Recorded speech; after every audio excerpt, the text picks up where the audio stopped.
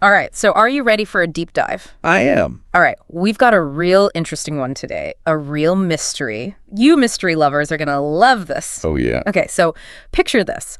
We have a one-of-a-kind 15th century manuscript, and it vanishes. Vanishes. It vanishes from the Grand Library. Oh, wow. You know, the kind of place that just breathes history? Yeah. And it's just gone. Poof. Just like that. And this wasn't like just a casual swipe. It was a very calculated heist. Dead of night. 2:13 a.m. alarm trigger. Guards racing in. Wow. Only to find nothing. Oh, no. Empty display case and one muddy footprint.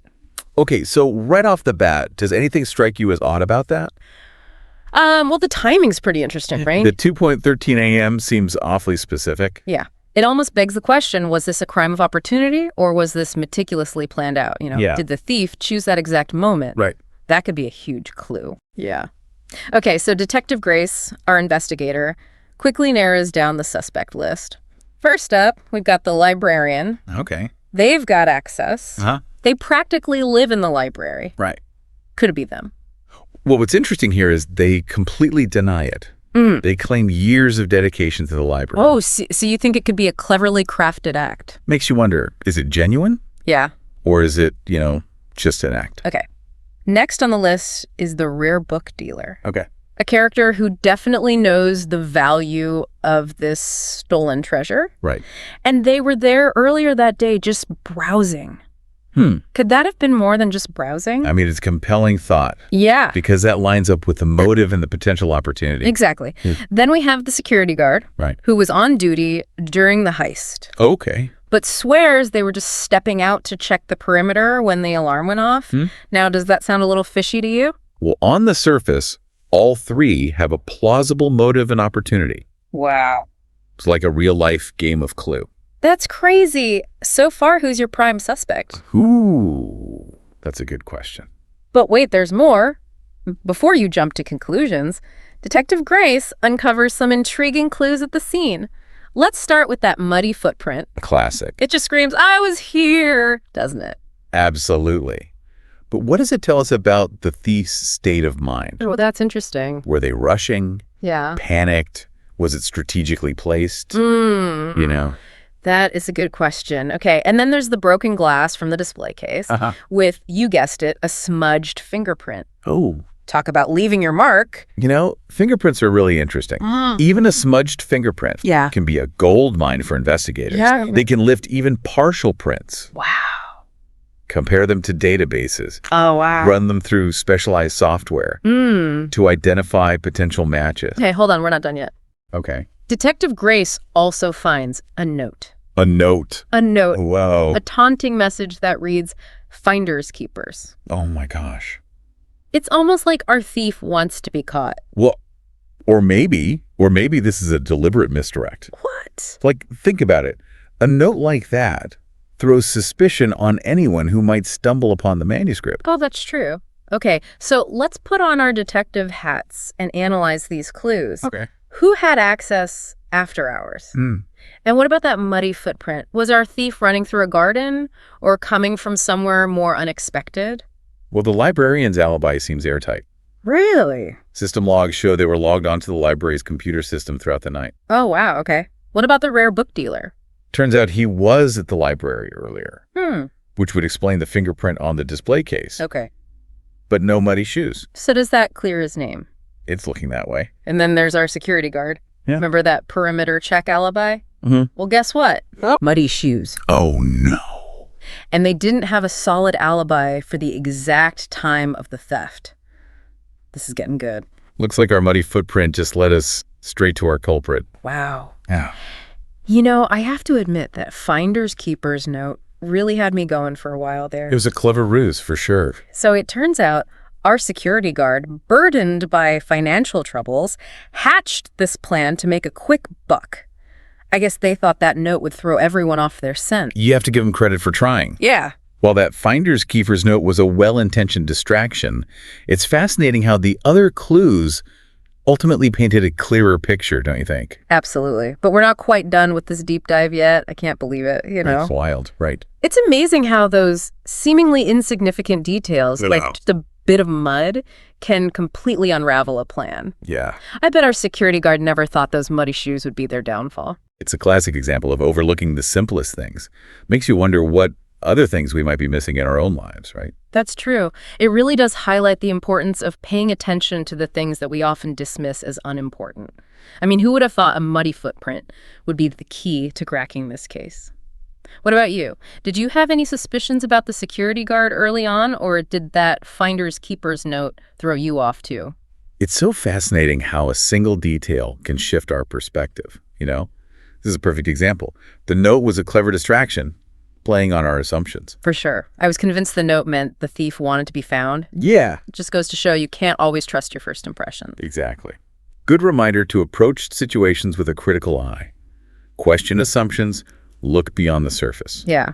So what can we learn from this whole manuscript heist, besides the fact that mud is a detective's best friend? Well, for one, it highlights the limitations of security systems. I mean, they're important, they're deterrents, but a determined individual can always find a way around them.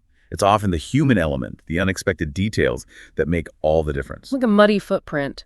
But really, though, I think this case also speaks volumes about the power of observation and deduction. I mean, we started with a seemingly impossible mystery, a priceless artifact just vanishing, but just by meticulously examining the evidence, considering the suspects, even getting momentarily distracted by that finder's keeper's note, we were able to piece together the truth. And let's not forget about collaboration, too.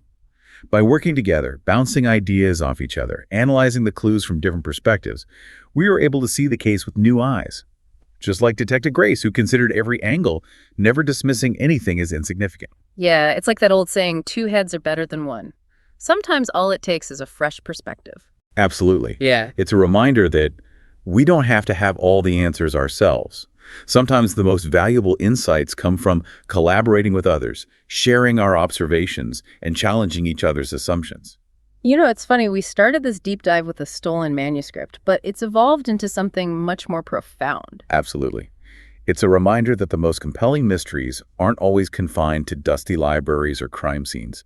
They can unfold right in front of us in the most unexpected places. And the tools we need to unravel those mysteries are already within us, right? Exactly. Our curiosity, our critical thinking skills, our willingness to challenge the status quo. So what do you say we shift gears a bit and explore how these same principles can be applied to our own lives? Ooh, I like that. I think this case has given us some really valuable tools we can use to navigate the complexities of our own lives. Absolutely. The skills we've honed today, like paying attention to detail, questioning assumptions, considering multiple perspectives, are so valuable even outside of solving crimes. So, dear listener, get ready to put those detective hats back on, because we're about to embark on a journey of self-discovery, exploring how the lessons we've learned from the case of the missing manuscript can help us unlock hidden truths in our own lives. I mean, think about it.